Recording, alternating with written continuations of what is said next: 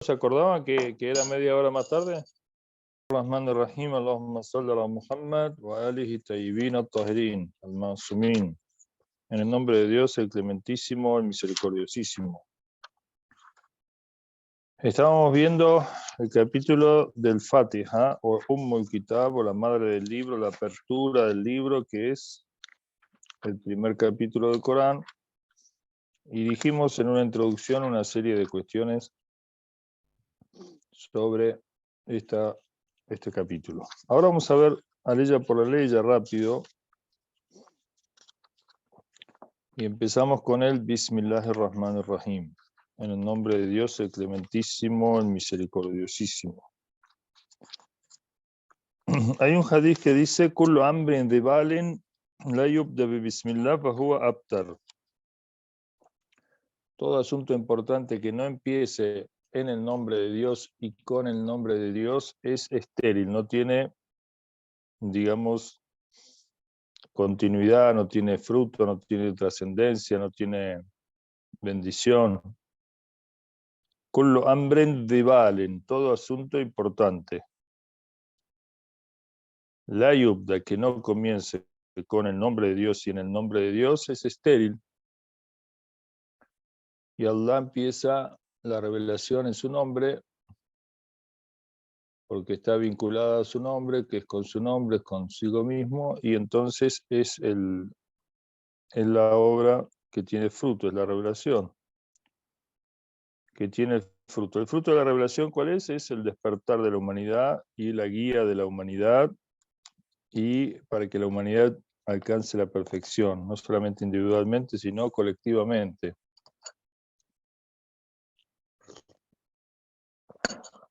Pero la humanidad es libre, o sea, la tiene que hacer a conciencia, lo tiene que hacer por propia decisión y por propio desarrollo de la conciencia. Y todos estos intentos que hay, en parte vemos que se está llevando a cabo el programa de Dios, en parte no. ¿En qué parte se está llevando a cabo el programa de Dios? Y es que Dios habla en la revelación del Corán, le habla a la humanidad.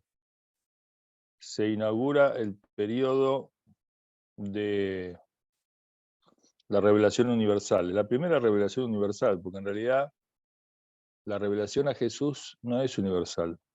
Jesús fue enviado para Ban Israel, es de la descendencia de Isaac, por parte de María, y Jesús predica a los judíos, fundamentalmente a los judíos.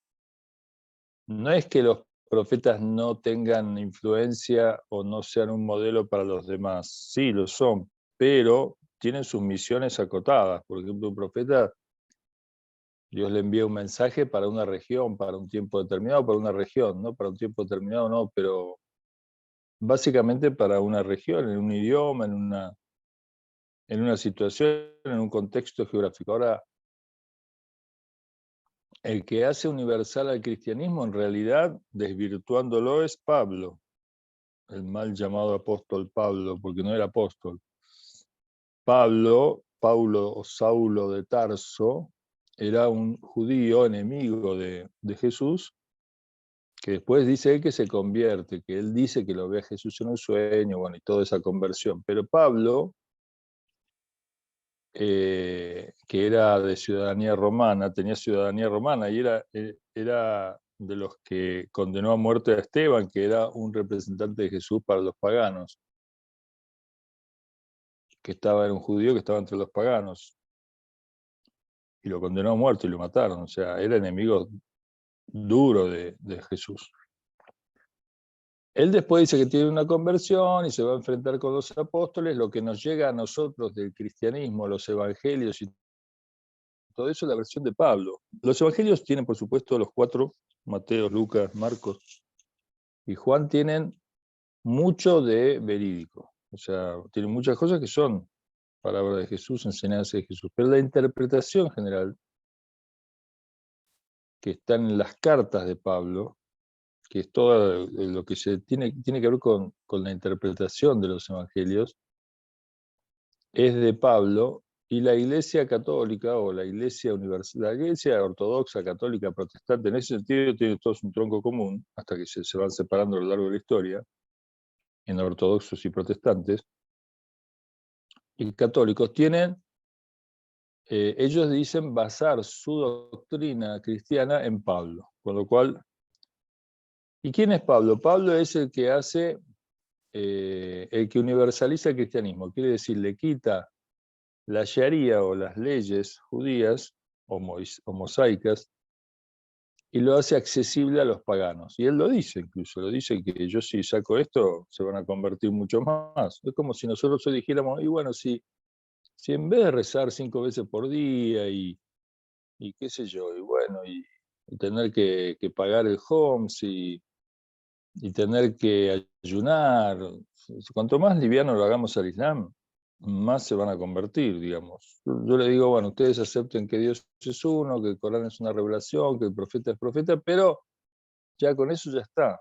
No hagan mucho más que eso, digamos, no. La fe lo salvará, dice Pablo. Bueno, entonces, él lo dice, o sea, está expresamente, y nosotros sabemos que nadie tiene derecho a cambiar un ápice de la ley, como dice Jesús, ¿no? No cambiará un ápice de la ley de Moisés. Yo no puedo tocar las leyes de Dios, la revelación de Dios, las órdenes de Dios, las previsiones de Dios para hacerlo, digamos. Yo digo, bueno, ahora el alcohol vamos a permitirlo. Como eso hicieron muchos musulmanes cuando llegaron a la Argentina en el tiempo, ¿no? Decían, bueno, acá si uno le traen un bife y como no es halal, pero dice Bismillah y lo come y está bien. Y algunos llegaron a decir que si toman vino, por ejemplo, dicen Bismillah y ya está, se santifica. Eso lo hicieron inmigrantes en el transcurso del tiempo para facilitar, decían ellos. Hasta el día de hoy lo vemos. No, saludar a las mujeres, bueno, dar un beso a la mano, es la costumbre de acá, digamos. Sacate el hijab, porque acá la costumbre es sin hijab. Es decir, hay muchas maneras de facilitar todo, de modo que se haga más extenso el Islam. Pero claro, el Islam que estamos haciendo extenso es un Islam particular nuestro, digamos, de comodidad. En China por ahí es más cómodo usar hijab que no usarlo, o sea, queda mal, ponele, ¿no? No estoy diciendo una suposición, o en la India. Entonces lo usan y en la India por ahí no saludar está bien y saludar está mal, entonces eso lo observan, pero otra cosa no, porque no les viene bien, digamos, cada cual adapta a su manera y así se va extendiendo el Islam, pero claro, al final termina un pálido reflejo de lo que era. Entonces, en rigor, la primera vez que la revelación es universal es con el Corán, que es para Oriente y Occidente, es para todos los hombres, y además lo dice expresamente, que dice, esta revelación, esta religión, en el sentido de esta cosmovisión, esta ética, estas normas, van a prevalecer sobre toda otra religión, sobre todo otro modo de vida, y va a abarcar Oriente y Occidente, que todavía no hemos llegado a eso. Pero lo que decía antes de que cierto programa de Dios sí se va realizando, y cierto otro todavía no, es, por ejemplo, el tema de la globalización. El tema de la globalización o la tecnología que convierte al planeta en una casa común es un plan de Dios. O sea, eso es, el hombre se va expandiendo en el sentido que Dios quiere. Todo ese desarrollo tecnológico que facilita el transporte, la comunicación y que hace que nosotros ahora a 15.000 kilómetros estemos hablando, es parte del programa de Dios de la islamización de la Tierra, del planeta y de la humanidad. Es decir, tiene que darse condiciones para que el mensaje sea universal.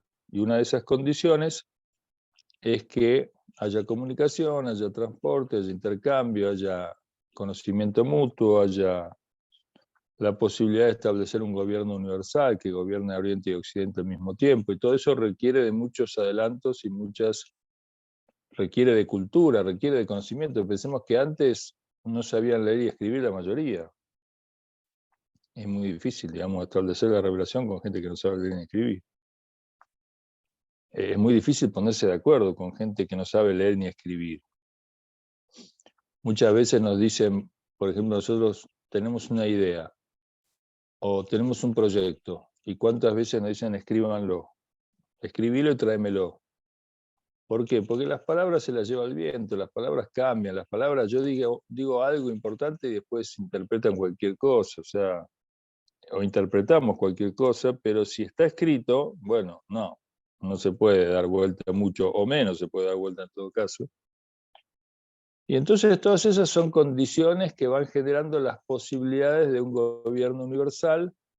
Ahora, después falta lo más importante, que es a toda esa cuestión de medios e instrumentos, como el transporte y la comunicación, el desarrollo científico y el aprendizaje de la lectura y la escritura, le pongamos los contenidos de la piedad y la humildad necesaria para reconocer a Dios y a sus representantes verdaderos y no andar votando a cualquiera como se hace comúnmente. En vez de votar al Imam Mahdi, votamos a cosas, realmente a personas que son todos defraudadores, aún con las mejores intenciones que puedan llegar a tener. Es muy difícil gobernar a los hombres si no lo puede hacer el Imam Mahdi, que tiene todas las condiciones perfectas para hacerlo, Jesús, cuanto menos lo vamos a poder cualquiera de nosotros. Y no es que no lo puedan el Imam Mahdi o Jesús por alguna falencia propia, como en el caso nuestro, sino que no lo pueden porque los hombres no están a la altura todavía, pero van a ir estando cada vez más. Por la desilusión y del fracaso de la propia iniciativa. El humanismo occidental está llegando a su fin, obvio, patente, de descomposición. Y como dije, los adelantos que ha hecho en materia tecnológica se le vuelven en contra, porque si el alma no está limpia, es como un mono con cuchillo. La tecnología termina siendo un instrumento en manos de un hombre peligroso, que destroza la naturaleza, bueno, todo eso. Bueno, me fui por las ramas. Vamos a volver a Bismillahir-Rahmanir-Rahim. Entonces, en el nombre de Dios y con el nombre de Dios, Dios se da a conocer, como dijimos, con dos atributos, que es muy importante porque son los atributos que Dios se da a conocer. Digamos, Dios, por un lado, da su nombre, digamos, cómo ser llamado, el adorado, Allah. Al-Ilah es el adorado. Después Al-Ilah se hizo Allah, se contrajo y quedó Allah. Y Allah, en rigor, si lo tenemos que traducir, es el adorado. No es ni luz, que dicen que Dios en latín o en griego viene de luz. Y de acá en la palabra Allah es todavía más profunda porque no alude, digamos, no define a Dios de ninguna manera, sino que Dios es absoluto y es incomparable. Y no lo podemos conocer en sí mismo, lo conocemos a través de sus atributos, de sus acciones. ¿Sí? Es como si estuviéramos, no sé, en una isla, vemos huellas y conocemos al dueño de las huellas por las huellas, no lo podemos ver directamente. Pero vemos sus efectos, vemos la casa y decimos qué arquitecto extraordinario, ¿sí? Lo conocemos de alguna manera, pero no lo podemos conocer en sí mismo, porque es absoluto y nosotros limitados, y lo limitado no puede conocer lo absoluto, por definición. Lo conoce limitadamente, pero no lo puede conocer absolutamente porque no es absoluto, digamos. Lo que sí lo puede conocer es cada vez más, eso sí. Por eso el conocimiento de Dios es eterno. En el paraíso se sigue conociendo a Dios, pero mucho más, con mucho más evidencias y con mucho más certezas y con mucho más fuerza y con mucho más entusiasmo y con mucho más efectos benignos. Muy bien. Entonces los dos atributos con los que Allah, primero su nombre, en el nombre de Allah. Allah es el nombre de Dios en árabe. Y es el nombre con que Dios se da a conocer. Ar-Rahman y Rahim son los atributos de misericordia, como dijimos antes, y es muy importante que Allah elija estos dos atributos entre todos sus atributos de perfección, porque es el Todopoderoso, es el Eterno, el Vivo, el Sabio, etc. Tiene infinitos, no infinitos, pero digamos, tiene todos los atributos de perfección. No sé si son infinitos. En el Corán te dice los 99 nombres de Allah, pero también en la súplica de Yushan Kabir que leemos en Ramadán tiene 1000 nombres de Allah y hay muchos nombres de Allah. Pero de todos estos atributos elige estos dos de misericordia. Primero, acá dicen que, claro, Allah, somos tan insignificantes los seres humanos, ¿no? En el planeta somos insignificantes. Bueno, ¿qué decir en el sistema solar, en la galaxia, en las galaxias, en los universos? Bueno, ni que hablar. Desaparecemos de tan chiquitos que somos. Entonces, ante la inmensidad y el poder de Dios, y somos nada, prácticamente somos nada. Como somos nada, entonces, como somos nada, prácticamente, no es que no somos nada, somos algo, pero digamos, entonces,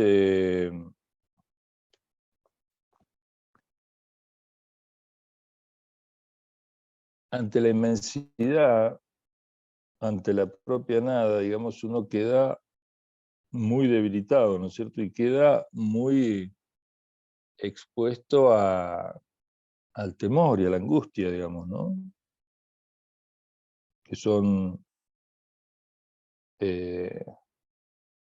dos fenómenos que el Corán dice: aquel que conoce a Dios, aquel que se acerca a Dios, intima con Dios y obedece y se deja guiar, dice, no va a tener temor, ni va a tener de qué arrepentirse, y en otras palabras no va a tener angustia, va a tener seguridad. Es decir, en la inmensidad y en la propia debilidad, en los atributos de amor, que son los atributos de la misericordia, por ejemplo, el bebé es muy indefenso, muy frágil, muy débil. Un segundo de distracción y el bebé, digamos, corre peligro de, no sé, de caerse, de ahogarse, de un montón de problemas que es incapaz de solucionar él por sí mismo. Pero ¿qué es lo que Dios ha dispuesto para que ese bebé crezca sano, bien, feliz?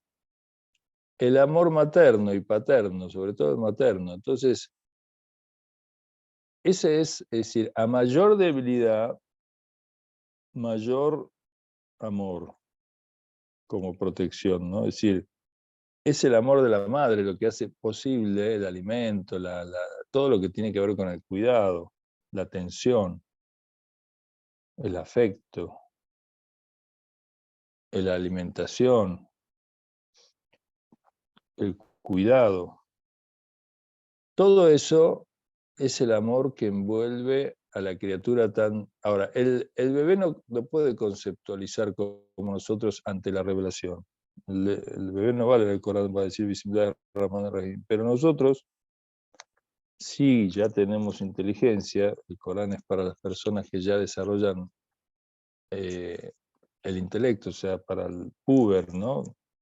Para los niños se les puede leer el Corán como preparación, pero no tienen todavía responsabilidad. Pero a partir de una edad las mujeres y otra edad mayor los hombres, porque maduran después los hombres, maduran primero las mujeres. Por eso en general las mujeres se casan con hombres mayores, porque son de madurar antes. Las mujeres y los hombres, entonces a partir de cierta edad, 9 años lunares la mujer, 15 años lunares el hombre, comienzan a ser responsables de sus actos. Y entonces aquí sí empiezan a tomar conciencia de quiénes son, del universo.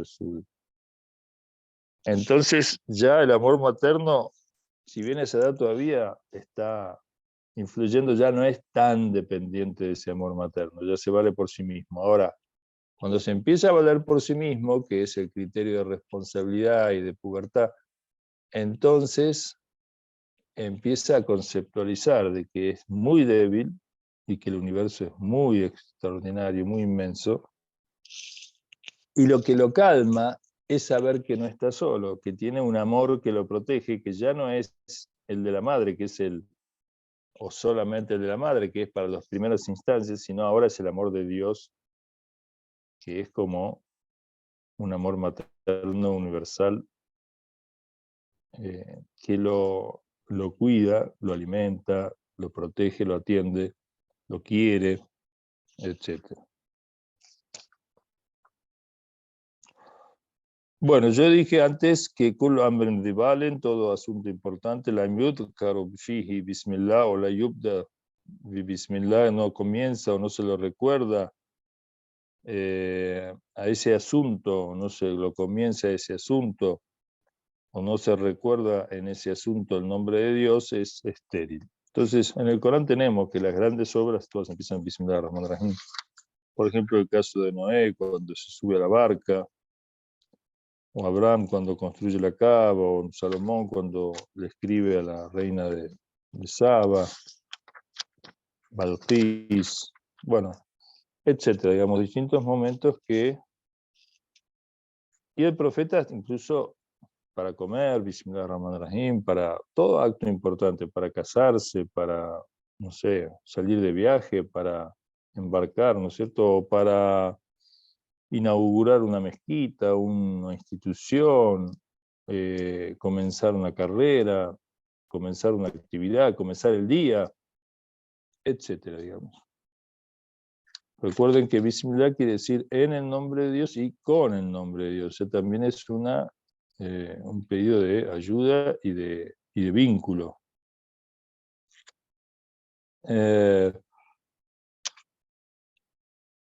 Muy bien.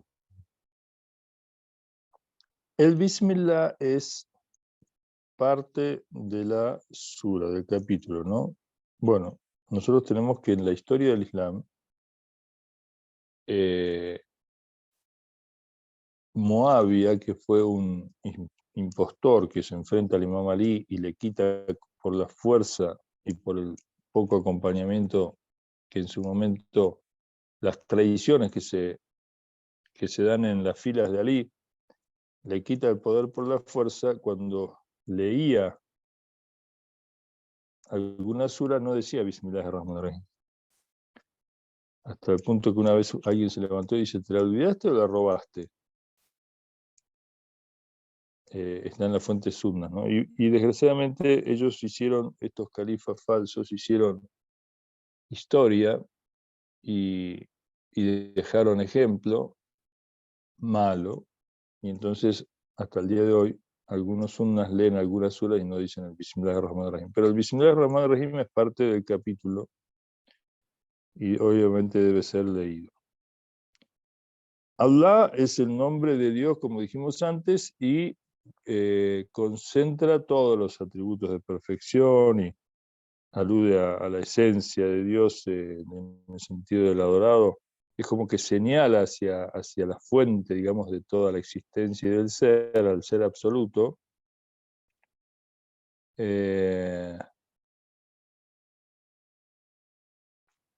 Y es el dueño de los atributos de perfección, dice el Corán. A Dios pertenecen todos los atributos de perfección.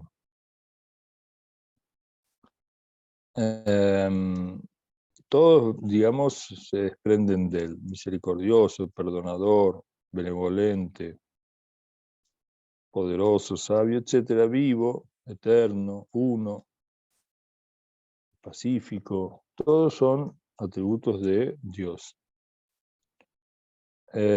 Conocedor, sabedor, veedor, ve todas las acciones, conoce lo que hay en los pechos de los hombres, etcétera, etcétera.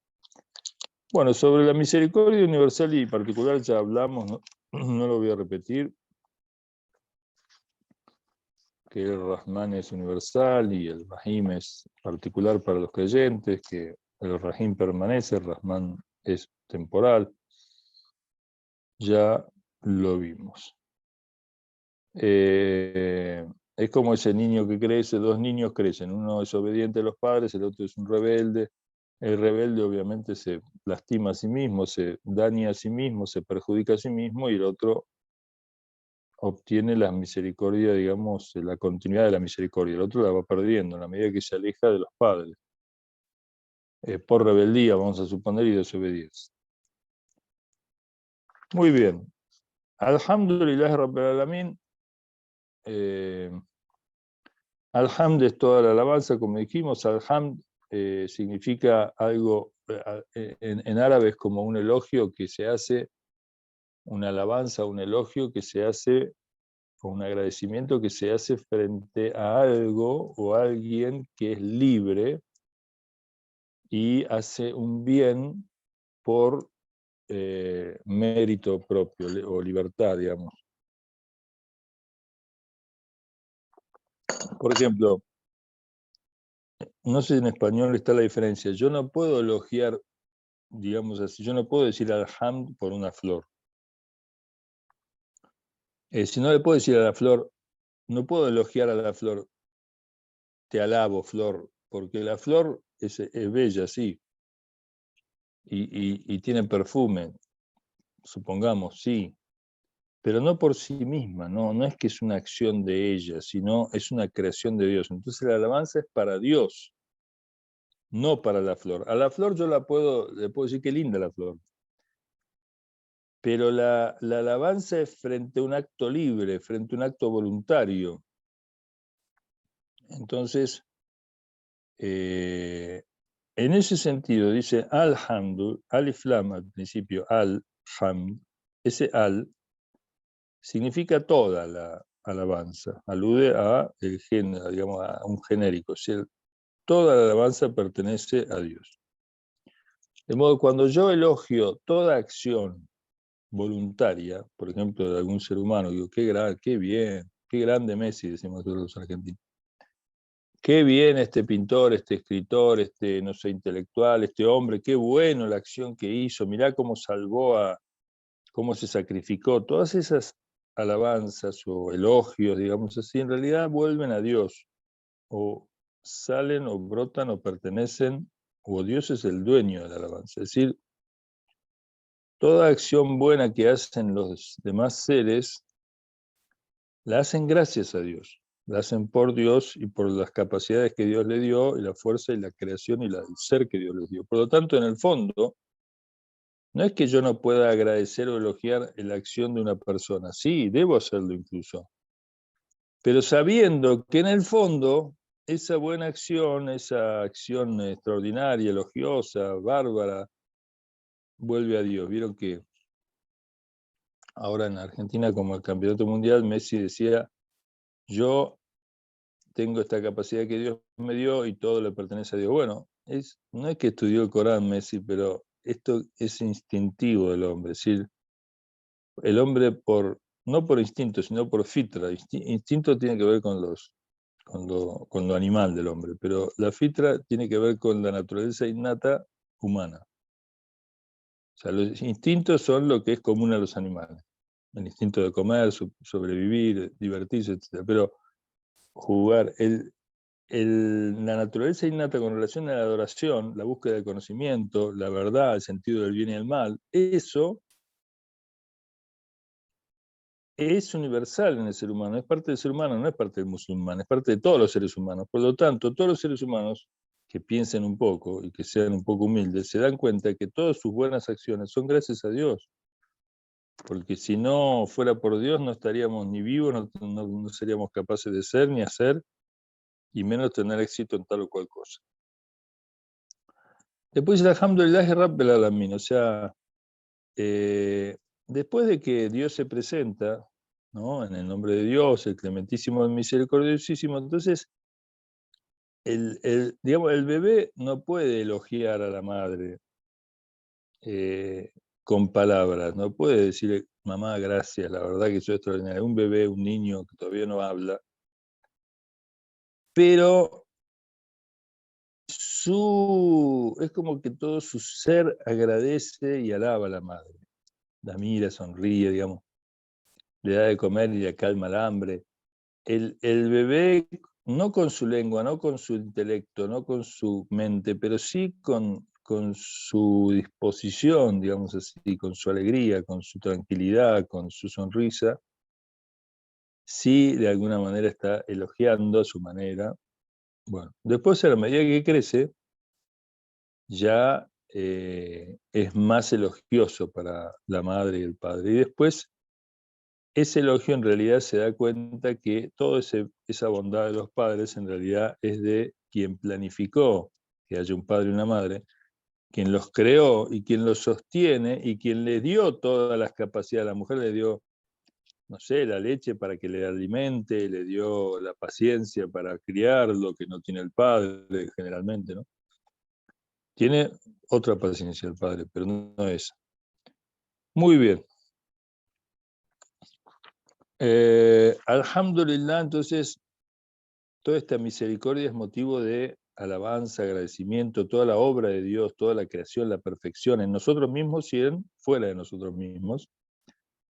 Lillahi Rabbil Alamin. El atributo de Rab es el señorío, que se traduce, que es una autoridad. Señor es autoridad, el señor de la casa, dice. Y o la señora de la casa. Alude a una autoridad y también a quien está a cargo, quien es responsable, quien cuida, quien protege, quien cría, etcétera. Digamos, Rab tiene todas esas condiciones, quien es el jefe, el encargado, digamos así. Y acá dice Alamin en plural de los mundos o universos. Hoy en día se sabe que el universo conocido es apenas un universo, o sea, nosotros vemos muchas galaxias, ¿no? Infinitos, o sea, se pierde, hay como el cielo toda una cantidad de estrellas y de galaxias y demás que son apenas una parte ínfima del universo que vemos nosotros, o inclusive se puede decir que hay muchos universos, estamos dentro de un periodo de un universo. Pero después de este universo, cuando se apaga el sol, bueno, viene otro periodo, digamos, no sé, termina esta galaxia, digamos, o este sistema solar, perdón, no la galaxia. Y después viene otro sistema, y después de la galaxia, y las galaxias también tienen su fin, su principio y fin, y después vienen otro eternamente. Puede ser tranquilamente que le sucedan otros universos a este, y después están los universos metafísicos, pero en el solo plano físico hay muchos universos, digamos, ¿no? Que el hombre va descubriendo de a poco, digamos, todavía no tiene los instrumentos para saber exactamente dónde está parado y la inmensidad del universo. Y después están los universos metafísicos y los universos más allá de este universo. Bueno, de todos ellos tienen un Señor. Toda esta grandeza que vemos tiene un eje. Y esto obviamente nos da a nosotros una fuerza extraordinaria, porque estamos vinculados al dueño, al creador, al hacedor de toda esta existencia y de todo este ser. Tenemos conciencia de él y tenemos una relación con él especial, además. Tiene una misericordia especial para nosotros. Entonces, es realmente extraordinario. Alhamdulillah es un estado también en el paraíso, ¿no? En el paraíso todo es alabanza, todo es gracia, todo es maravilla, todo es extraordinario. En este mundo también, para el hombre despierto, este mundo es también un lugar de alabanza. ¿Sí? No de queja, no debería ser un lugar de queja y de llanto, sino más bien de alabanza. Por lo menos en la vida es importante compensar y equilibrar las alabanzas con las quejas, porque si no, una persona termina amargada. Vieron que hay gente amargada, que lo único que ve es todo lo malo. Y no es que no tenga razón, lo malo existe. Pero si uno está viendo permanentemente todo lo malo de las cosas, se enloquece, se enferma, se angustia, se amarga. Y además es amargo para los demás. Amarga lo que lo rodea. Hay que tener mucho cuidado con eso. Mucha gente cae en eso, sobre todo con la edad. Hay que tener siempre un equilibrio y sobre todo que el bien es mayor que el mal. Por lo tanto, debe uno en la vida estar más vinculado con sus pensamientos, sus contactos, sus esperanzas, sus actividades y demás, más conectado al bien y al agradecimiento que al mal y a la queja. No es que no haya queja, digamos, y no haya, porque si no estaríamos embobados en una suerte de mundo rosa y de burbuja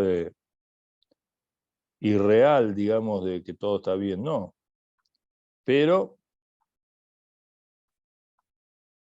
la verdad, el equilibrio indica de que es mucho mayor el bien que el mal, y entonces a las dosis de mal que desgraciadamente nos rodean, tenemos que equilibrarlas con toda la inmensidad del bien que nos rodea.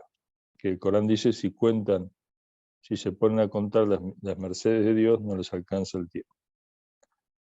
Bueno, después tenemos a Rahman y Rahim, que se repite, porque es tal, de vuelta, la debilidad del hombre ante la inmensidad de la creación, ante, si se quiere, la debilidad denota un peligro para el hombre. O sea, el hombre es muy insignificante y muy débil, y por lo tanto los atributos del Creador, o sea, tanto por el lado de que el hombre está expuesto a muchos peligros, por el lado de que el poder de Dios, el hombre generalmente está mal acostumbrado muchas veces a que los poderosos son muy crueles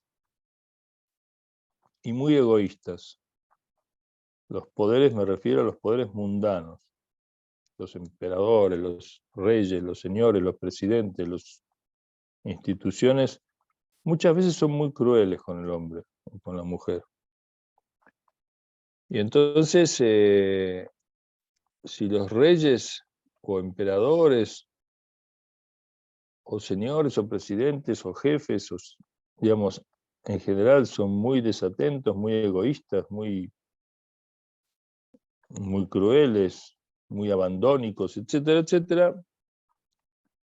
Bueno, ¿cuánto más puede ocurrir esto en la inmensidad del ser? Y mucha gente se cree desprotegida y mucha gente se termina suicidando porque llega a la conclusión de que no hay sentido, no hay nada, nada, ya no hay amor, ni benevolencia, ni protección de nada. Entonces Dios nos recuerda que otra vez es misericordiosísimo, es clementísimo. O sea, es como decir, no se preocupen, no se angustien, no están solos, yo estoy, etcétera, a condición de que el hombre se vuelva, o sea, puede ser la madre y el padre pueden estar, pero si el bebé sale corriendo y se cruza la calle y después, no sé, se va a las vías del tren, por más que estén la madre y el padre ahí, digamos, si él cuando puede desobedece y se va y demás, bueno, se expone, sale del círculo de la misericordia protectora y después se expone a los peligros. Bueno. Pero si el bebé o el bebé o el niño, digamos, responde, digamos, y no hace locuras, y por supuesto los padres tienen que tener en cuenta la locura de los niños, pero digamos, si los niños más o menos se guardan dentro, digamos, de las indicaciones y la guía de los padres, están protegidos permanentemente. De modo que si nosotros nos volcamos a la misericordia de Dios, a adorarlo, a escucharlo, a estudiarlo, su palabra, a cumplir su palabra, nosotros estamos protegidos. Después dice Maliki Yawmiddin. Bueno, el Corán dice, Qul ya ibadi alladina asrafu ala anfusihim. Di, profeta, Dios le dice al profeta, oh siervos míos, alladina asrafu ala anfusihim, que habéis despilfarrado, malgastado, o sea, vuestra alma, ¿no? Que os habéis excedido en vuestras acciones, que habéis malgastado el ser que Dios os dio. La taqnatu min rahmatillah, no desesperéis de la misericordia de Dios. Le habla acá a los pecadores, a los que no supieron vivir, a los que hicieron las cosas mal, a los que les salen mal, a los que sufren el mal de otros también, no siempre el mal de uno, son víctimas. La taqnatu min rahmatillah, no desesperéis de la misericordia de Dios. Inna Allaha yaghfiru dhunuba jami'an. Ciertamente Dios perdona todos los pecados. Bueno, esto es parte de la misericordia de Dios, que perdona los pecados como la madre perdona al niño, ¿no? Y la madre sabe que es un niño, digamos. En el fondo su intelecto es débil y entonces hace macana, pero digamos, el amor de la madre o del padre lo protege, lo entiende, lo comprende, lo perdona, lo ama. Así es Dios con nosotros. Después dice Maliki Yawmiddin. Bueno, acá Malik es el soberano de Yawmiddin, del día de la retribución, o el día que tenemos que comparecer y decir, bueno, ¿qué hemos hecho? ¿Cómo retribuimos la vida que Dios nos dio, el ser que Dios nos dio, las bendiciones que Dios nos dio, la riqueza que Dios nos dio? Hay un dicho que dice que, por ejemplo, una persona se quejó a uno de los imames de que era pobre, y el imam le dijo, ¿cómo dices eso? Dice, ¿tú estarías dispuesto a que se te diese el mundo y lo que hay en él a cambio de sacarte los ojos? Supongamos, era algo así, no es por ahí literal, pero dice, no, entonces tienes algo que vale más que todo lo que hay en el mundo, entonces eres rico, tienes la vista, tienes el oído, tienes la salud, tienes la fuerza, la energía, tienes un montón de cosas. Entonces, pobre, pobre, pobre en ese sentido no eres, pero claro, sabes, no tienes dinero. Ahora, Dios te da el intelecto para buscar el sustento y Dios ha escrito el sustento. Y si te moves, si no te quedas sentado en la casa, digamos, esperando que te llueva, Dios te va a ayudar de una manera u otra.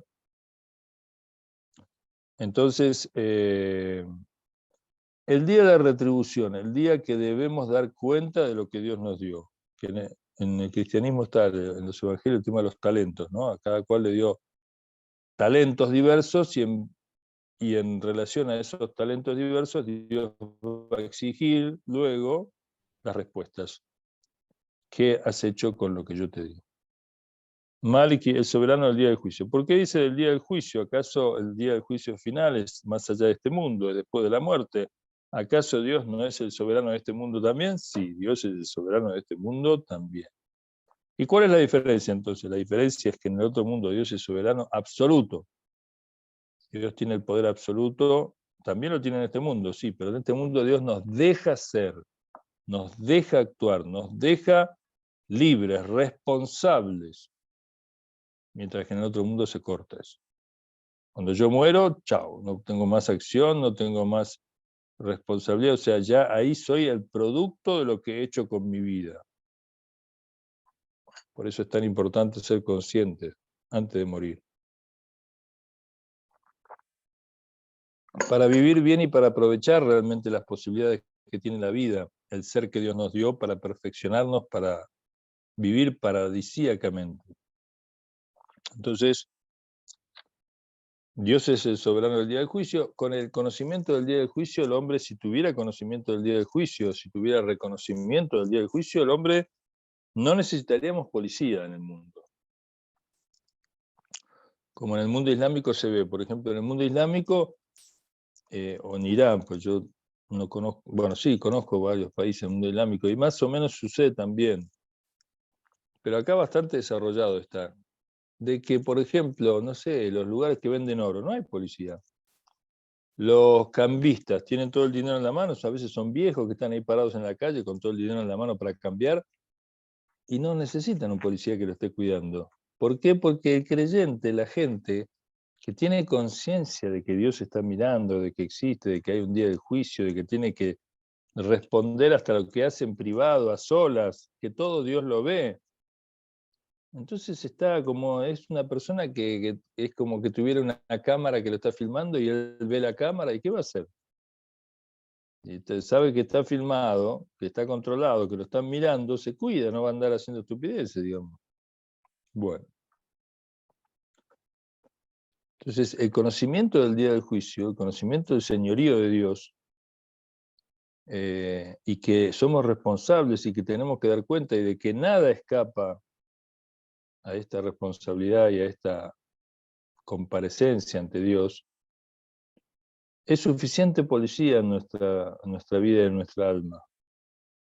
Por eso las sociedades islámicas, en un sentido, por supuesto después hay que ver qué tan islámicas son, pero digamos, más o menos, aún dentro de su degradación, en algunos casos con sistemas, digamos, culturales, de gobierno muy antiislámicos, pero bueno, que mantienen una fachada, por lo menos islámica, se ve un ambiente de seguridad, de pacificación importante, digamos. Por lo menos nosotros que vivimos en Occidente sabemos que estamos mucho más expuestos a inseguridades, a desprotección, a peligros, en términos generales y relativos. Lo que estoy hablando, obviamente, a veces en el mundo islámico pasan muchas cosas, pero eso es debido a la falta de islamización que hay. Pero en términos generales quiero decir que eso se nota. Es decir, donde hay gente que es consciente del día del juicio, se cuida mucho más que las personas que creen que Dios no existe, que pueden hacer lo que quieran y abusar de cualquier cosa y son muy egoístas porque realmente tienen una carencia de sabiduría. Muy bien.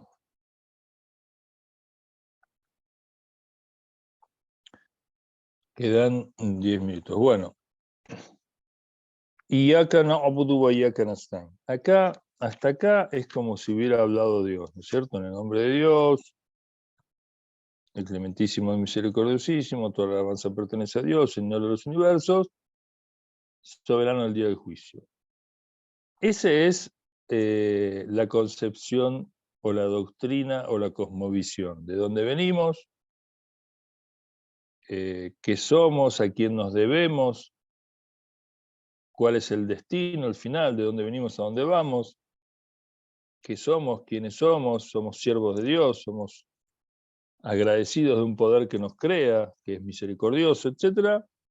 Y ahora es como que Dios le muestra al hombre lo que el hombre tiene que hacer. Ahora que ya entendió esto, este marco teórico, digamos, ya entendió que es una criatura de un Señor benevolente, amoroso, misericordioso, y que es digno de alabanza, y toda la alabanza le pertenece, y que es Señor, es autoridad, es quien cría, guía, protege, etc. Y que ante el cual tenemos que comparecer y venimos de él y vamos a él y estamos bajo su señorío, entonces ahora viene la acción. El Islam es pensamiento, creencia, doctrina y acción, consecuente con ese pensamiento. Entonces ahora Dios nos enseña qué tenemos que decir, qué tenemos que hacer. Iyaka na'budu, solo a ti te adoramos, solo a ti te obedecemos, quiere decir na'budu, solo de ti dependemos, solo de ti, digamos, solo a ti te adoramos. Y wa iyaka nasta'in, y esta adoración, esta obediencia, este dejarnos guiar, este conocimiento, este esfuerzo en agradar a Dios, en cumplir con lo que Dios quiere, wa iyaka nasta'in está ligado, vinculado, unido, inseparable de pedir la ayuda a Dios. Wa iyaka nasta'in, y solamente a ti te pedimos ayuda. Solamente a ti te adoramos. Uno, Dios es uno, y la alabanza y la adoración y la obediencia es y debe ser en relación a Él. Y en línea con la obediencia a Dios, entonces sí, obedecemos al maestro, al policía, al amigo, etcétera, siempre y cuando sea o esté en línea o coherente o coordinado o en armonía con la orden de Dios. Iyaka na'budu wa iyaka, solamente a ti. No podemos tener otro Señor que Dios. No podemos seguir a alguien que se oponga a Dios. No hay nadie con Dios.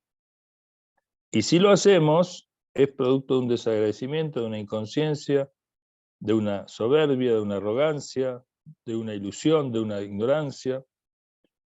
Entonces, ojo, iyaka na'budu, solamente a ti te adoramos. Pensemos esto si realmente nosotros en la vida nuestra adoramos a Dios, conocemos a Dios, digamos, seguimos al profeta, nos preocupamos por saber qué dijo, qué prohibió, qué ordenó, porque dice solamente a ti. ¿A cuántos señores nosotros tenemos en el alma? ¿Cuántos guías contradictorios entre sí tenemos? Como el Corán dice, siguen sus deseos. Deseos que están en oposición a lo que Dios quiere. ¿Cuántos ídolos hay en el corazón nuestro? Bueno, debemos limpiarnos. Y acá quiere decir solo a ti, nadie más. Solo a ti te adoramos y obedecemos y solamente de ti esperamos la ayuda. O sea, la ayuda viene de Dios.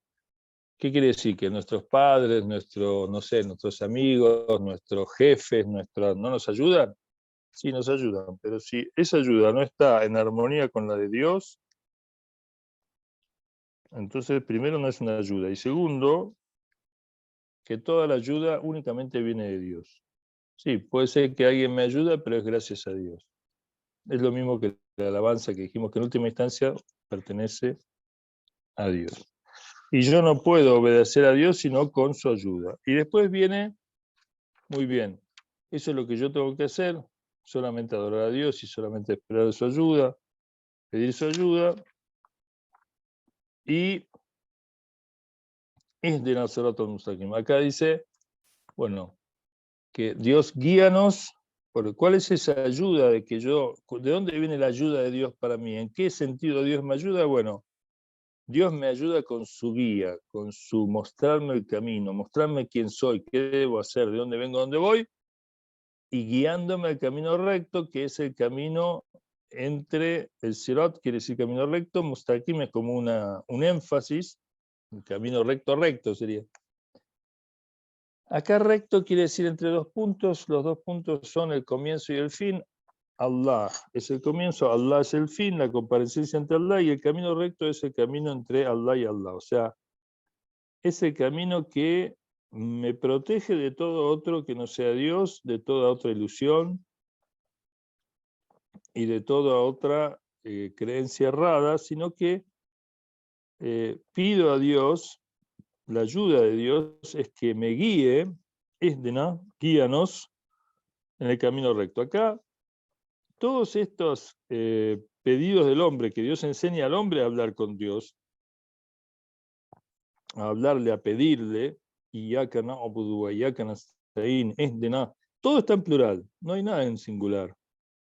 De modo que la guía, la obediencia, la adoración y la ayuda es todo un tema plural, es todo un tema, si se quiere, colectivo, es un tema de comunidad, es un tema de social, y que tiene una guía para el camino recto. Hay dicho de los imames, de Ahlul Bayt, del profeta de los imames, que dicen nosotros somos el camino recto. Ellos son los guías de parte de Dios hacia la perfección. El camino recto, a su vez, significa que no tiene desvíos, es decir, que Satanás no puede, intenta, pero no puede penetrarlo, no puede influenciarlo, no puede desviarlo. O sea, quien tiene la guía hacia la guía del sendero recto, hacia el sendero recto, o está en el sendero recto, es decir, obedece al profeta, a los imames, está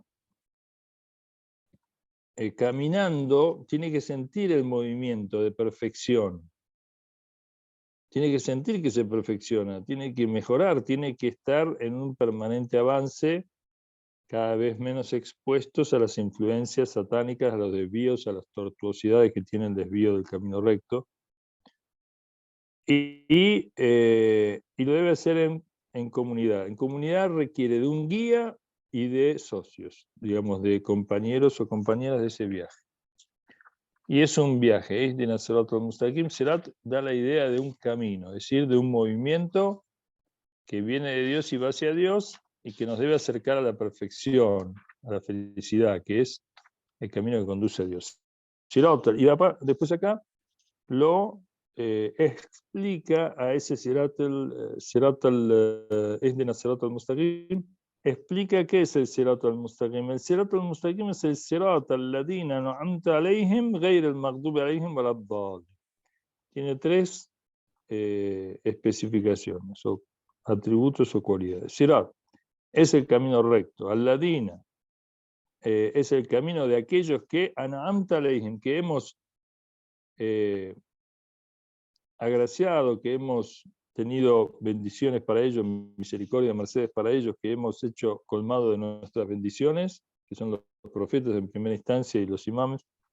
An'amta aleihim, ghayr al-maghdubi, no el camino de los que han provocado la ira de Dios, ni el de los extraviados. Entonces, el camino recto está lejos de dos cualidades. La ira de Dios, el camino recto está con la paz de Dios, con la satisfacción de Dios, con el amor de Dios, con la bendición de Dios, está con Dios, con la protección de Dios, y no es el camino de la ira de Dios donde está el infierno, donde está el mal, donde está, digamos, la ira de Dios, ni el de los extraviados. Los de la ira son los que a sabiendas hacen el mal, los que mienten, los hipócritas, los incrédulos que enfrentan al Islam, no los incrédulos que no creen, pero no saben, no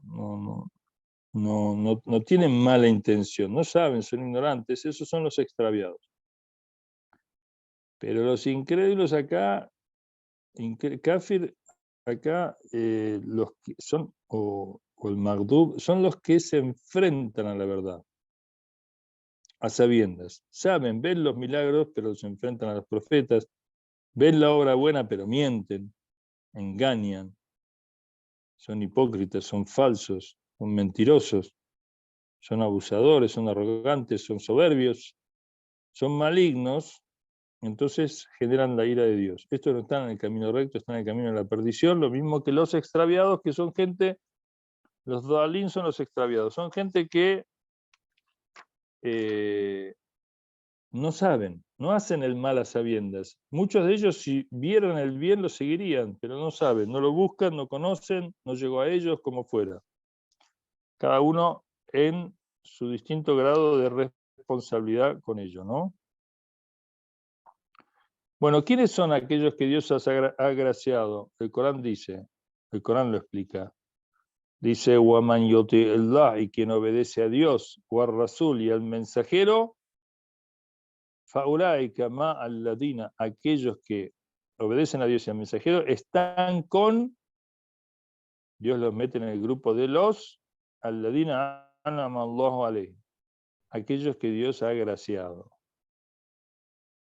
Minan nabiin son, los que Allah agració son los profetas, nabiin, wasiddiqin, los veraces,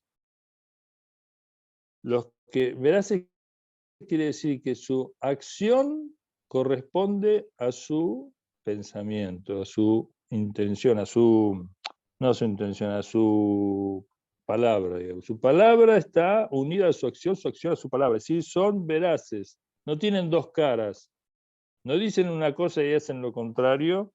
Washuhada, los mártires, los testigos, pueden ser mártires vivos o mártires muertos, es decir, son los que testimonian la verdad, pero también los mártires, los que mueren en el camino de Dios, y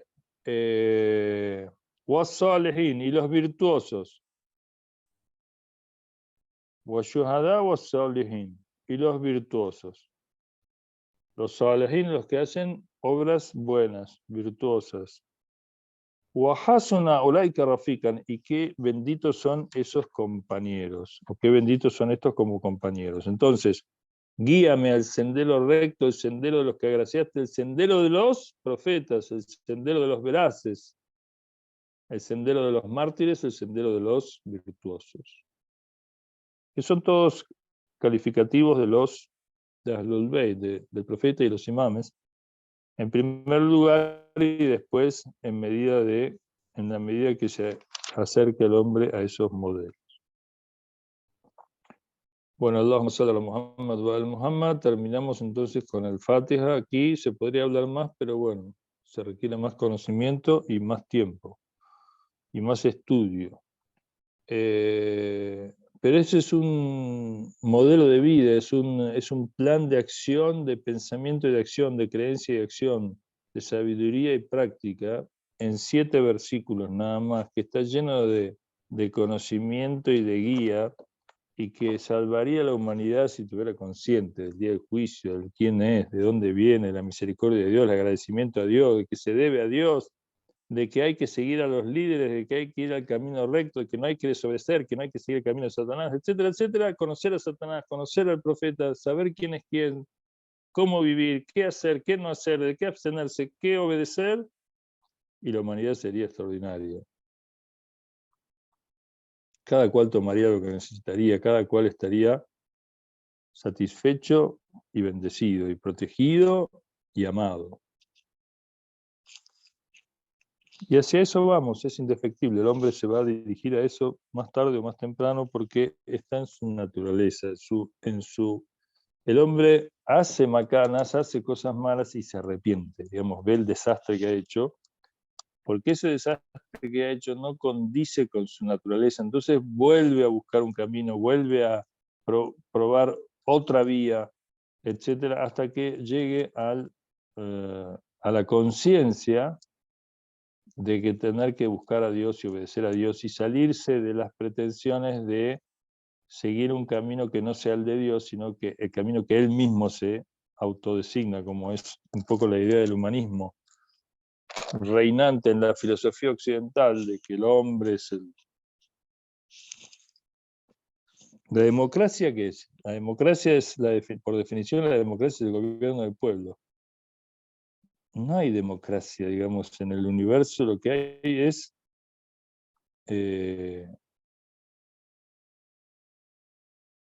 hay gobierno de Dios, no gobierno del pueblo. El pueblo, ¿dónde me lleva? El pueblo tiene que ser guiado, el pueblo es creado, el pueblo es dependiente, es pobre, es necesitado. El pueblo no puede ser mi guía debe ser Dios. Y en base a la guía de Dios yo voy a saber si el pueblo va bien o mal.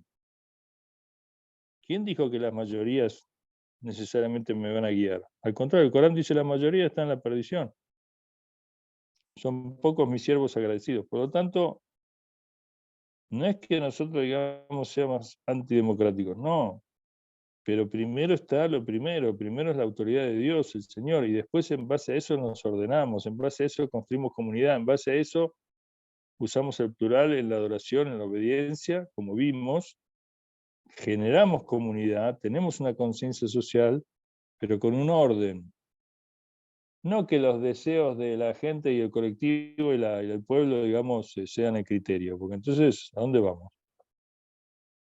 ¿Quién dijo? Y encima, ¿para qué decir si esa democracia no es tal? Es un eslogan, pero vacío. ¿Por qué? Y porque la dominan poderes concentrados que ponen y sacan presidentes, ponen y sacan leyes, ponen y sacan jueces, condenas y perdones, inmunidades y castigos, de acuerdo al deseo de una élite que se llena de privilegios en contraposición a la gente. Entonces, peor, son democracias vacías, en realidad son oligarquías disfrazadas de democracia, pero ni siquiera son democracia, porque tampoco es que el hombre es consultado en todo. Al hombre se le impone un modo de vida donde los vivos y los poderosos se hacen cada vez más poderosos en detrimento de la gente. Entonces, ni siquiera democracia. Si fuera democracia, bueno, por lo menos sería un poco más coherente, digamos. Pero lo primero es conocer a Dios. Muy bien, eso lo dice Platón en la República. Platón, el filósofo, dice que lo primero es el conductor, que debe ser un hombre que conoce a Dios. La democracia, digamos, no me garantiza justicia, pero un conocedor de Dios en la conducción de la sociedad, que practique su conocimiento, o sea, que ponga en práctica su conocimiento, que sea consecuente, verdadero, veraz, honrado, ese sí puede hacer justicia en la sociedad. Bueno, Allahumma salli ala Muhammad wa al Muhammad. Si quieren agregar algo, los escucho, y si no, nos vemos la semana que viene, inshallah. Personalmente, solo gracias. Temón, Sheikh. Y sí, el Bueno, conocimiento obviamente sabemos que lo tienes. Lo que no nos ayuda mucho efectivamente ese tiempo, pero mil gracias. Bueno, alhamdulillah. Entonces, si Dios quiere, el viernes que viene de vuelta a esta hora. Nos vemos.